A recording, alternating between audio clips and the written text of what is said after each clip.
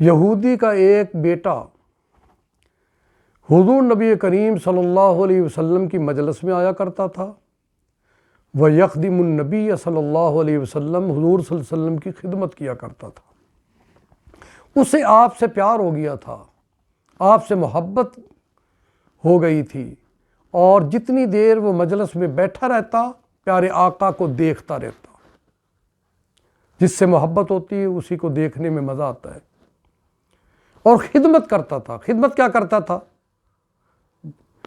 جب وہ یہ دیکھتا کہ حضور صلی اللہ علیہ وسلم نے وضو کرنا ہے تو آپ کے وضو کرنے سے پہلے لوٹا پانی سے بھر کر رکھ دیتا تھا کہ آپ وضو کریں گے، اور جب حضور تشریف لا رہے ہوتے جوتے اتارتے تو یہ جوتے اٹھا کر اپنی گود میں رکھ لیا کرتا تھا، اور جب محفل کے برخاست ہونے پر حضور جوتوں کی طرف تشریف لاتے پہننے کے گھر سے تو وہ فوراً اٹھ کر جوتے آپ کے سامنے سیدھے رکھ دیتا تھا۔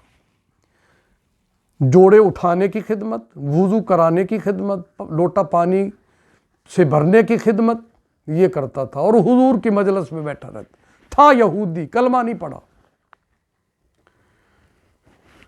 تو ایسا ہوا، چند دن ایسے گزرے کہ وہ نہیں آیا۔ حضور نبی کریم صلی اللہ علیہ وسلم نے حاضرین محفل سے پوچھا کہ کئی دن ہو گئے وہ یہودی کا بچہ مجھے نظر نہیں آ رہا، تو کسی نے بتایا حضور وہ تو بیمار ہے۔ آپ نے فرمایا مجھے پہلے کیوں نہیں بتایا؟ چلو پھر اس کی عادت کے لیے چلتے ہیں، بیمار پرسی کے لیے۔ ابو بکر اٹھو، عمر اٹھو، عثمان و علی چلو میرے ساتھ، تو صحابہ چل پڑے ساتھ۔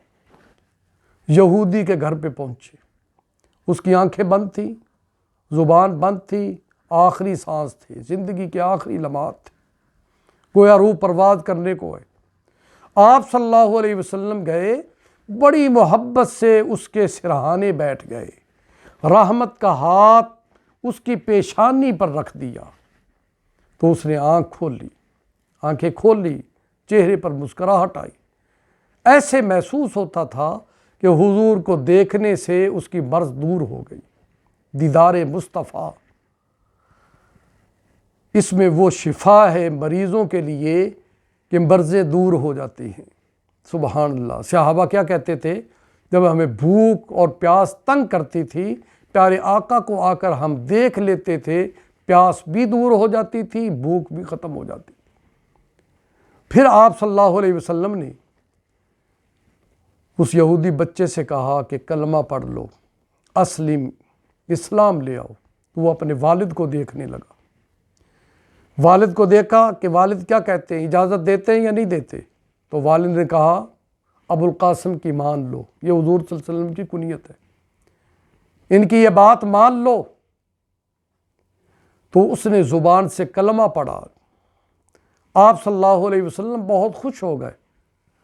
اٹھ کر آپ دروازے تک پہنچے ہی تھے کہ اس کی روح پرواز کر گئی۔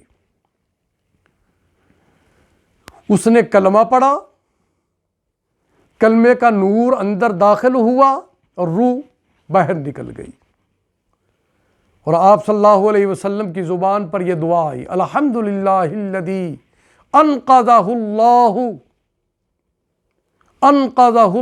من النار۔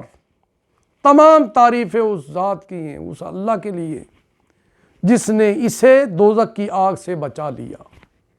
اور ایک روایت میں انقذہ اللہ بی من النار، تمام تعریفیں اس اللہ کے لیے ہیں جس نے اس کو دوزخ کی آگ سے بچا لیا میری وجہ سے، کہ یہ میری خدمت کیا کرتا تھا، مجھ سے محبت کیا کرتا تھا، میری مجلس میں آ کر بیٹھا کرتا تھا، میرے جوڑے اٹھایا کرتا تھا، میرے لیے پانی کا انتظام کیا کرتا تھا۔